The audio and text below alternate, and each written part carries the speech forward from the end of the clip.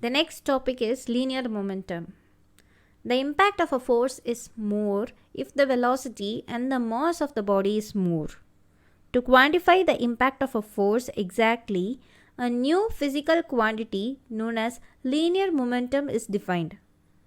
The linear momentum measures the impact of a force on a body. The product of mass and velocity of a moving body gives the magnitude of linear momentum.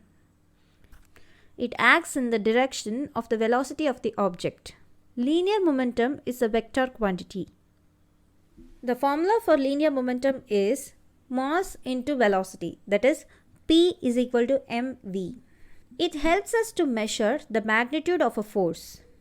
Unit of momentum in SI system is kilogram meter per second. And in CGS system, its unit is gram centimeter per second.